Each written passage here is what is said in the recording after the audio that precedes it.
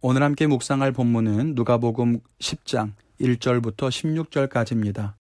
먼저 말씀을 읽으시겠는데요. 성경책이나 영상에 첨부된 본문을 읽으신 후에 계속 영상으로 함께 묵상을 이어가겠습니다. 오늘 본문에 보면 예수님께서 70명의 제자를 각 동네로 보내십니다. 이전에 12명의 제자를 파송했던 것을 기억하십니까? 이번에는 70명을 보내시는데요. 제자들을 보내면서 말씀하시는 예수님의 지침을 통해 제자의 삶이 무엇인가를 생각해 보려고 합니다. 세상에 보내심 받은 제자들은, 즉 우리는 어떤 태도를 가지고 살아가야 할 것인가 함께 묵상하며 은혜를 나누기를 원합니다. 첫째는 주가 보내셨음을 기억하라는 거예요. 제자로서 우리가 기억해야 하는 가장 첫 번째는 우리가 주님께 보내심 받았다는 것을 아는 겁니다. 이전에 우리는 부르심과 보내심에 대해서 묵상한 적이 있었지요.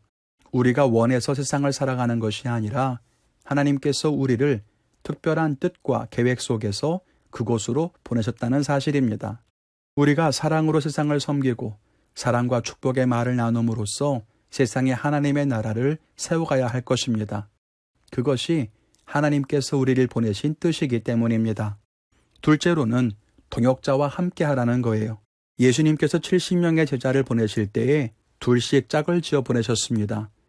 홀로 보내지 않고 서로 의지하며 함께 힘을 합쳐 사명 감당할 수 있게 동역자를 보내셨지요. 우리에게도 이런 동역자가 있다는 사실을 기억해야 합니다. 가정에는 가족이 있지요. 믿음의 배우자는 가정을 함께 세워가야 할 천국의 동역자입니다. 교회의 성도들은 이 땅을 하나님의 뜻대로 만들어가야 하는 동역자입니다. 서로 의지하며 거룩한 길에서 벗어나지 않게 지켜주며 거룩을 향해 걸어가는 믿음의 동반자이자 사명의 동역자인 것입니다. 그러므로 가족들, 성도들과 뜻을 모아 함께 걸어가는 신앙이 중요합니다.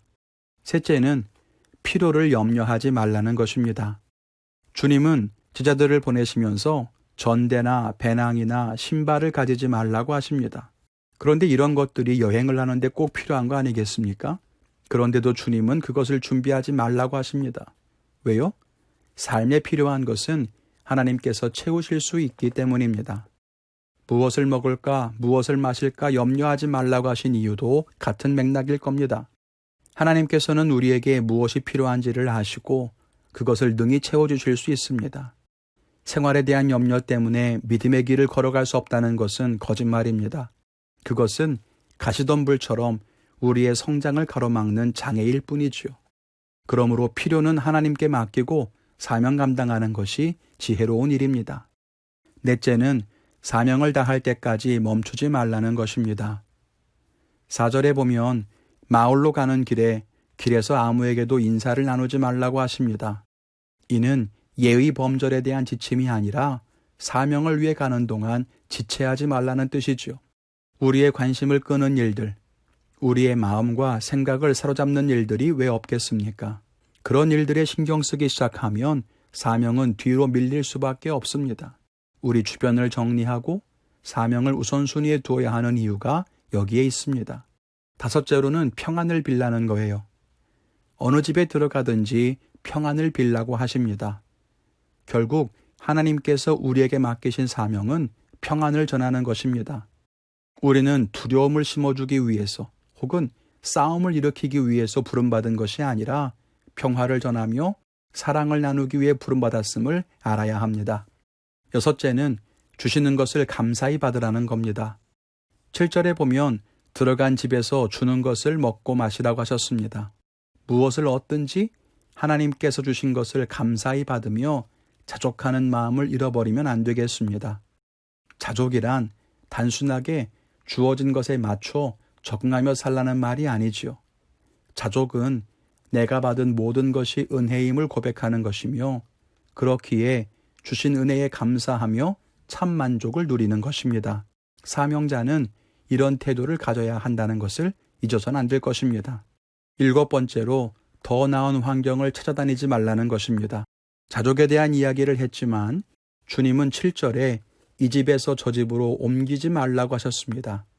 이 말은 내가 머물기로 결정한 곳보다 다른 집에서 더 호의를 베푼다고 해서 이리저리 더 나은 환경을 찾아 옮기지 말라는 것입니다.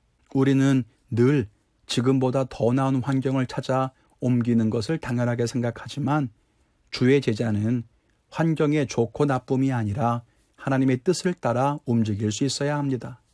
8번째로 하나님의 나라를 선포하라는 것입니다. 예수님께서 제자들을 보시면서 기대하신 것은 하나님의 나라를 선포하는 것입니다. 주님께 보냄받은 자들은 다른 것이 아니라 주의 나라를 전해야 하죠.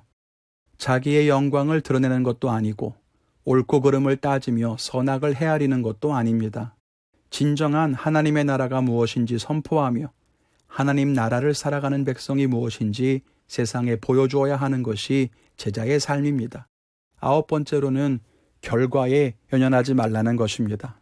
복음을 전하러 마을에 들어가는 제자들에게 주님 말씀하시기를 너희를 영접하면 평화를 전하되 영접하지 않으면 발의 먼지를 떨어버리고 떠나라고 하셨습니다. 복음을 전하는 과정에서 사명을 감당하는 과정에서 우리가 해야 할 일은 결과를 책임지는 것이 아닙니다. 우리는 전하고 섬기고 나누고 베푸는 일에만 집중하면 됩니다. 결과는 하나님께 맡기십시오. 사람의 일은 결과를 책임져야 하지만 하나님의 일은 주어진 사명을 충성되게 감당하는 것이 중요합니다. 끝으로 10번째는 주를 대신하는 사자라고 하는 사실을 기억해야 합니다. 16절에 보면 우리 말을 들으면 주님의 말을 듣는 것이요 우리를 저버리는 것은 주님을 저버리는 것이라고 했습니다. 우리가 세상에서 곧 주님이라는 사실을 알아야 합니다. 그것이 사명을 받은 사람입니다. 우리가 주님의 사명을 가지고 있는 한 우리는 세상 속에서 그리스도를 대신하는 존재입니다. 그러므로 내가 사명을 안고 주님 대신 살고 있음을 꼭 기억하는 믿음의 성도가 되어야 할 것입니다. 오늘 말씀 보면서 저는 이 10가지 가르침 중에서 잊고 있는 것은 없는지 다시 곰곰이 생각해 보고자 합니다. 그리고 다시 제자로 보내신 뜻을 기억하고 하나님이 보내신 세상에서 사자로서의 삶을 살기로 결단합니다. 여러분들은 어떤 결단을 가지셨는지요? 그 결단을 의지해서 오늘도 주님과 동행하며 승리하는 삶을 사시기를 주님의 이름으로 축원을 드립니다.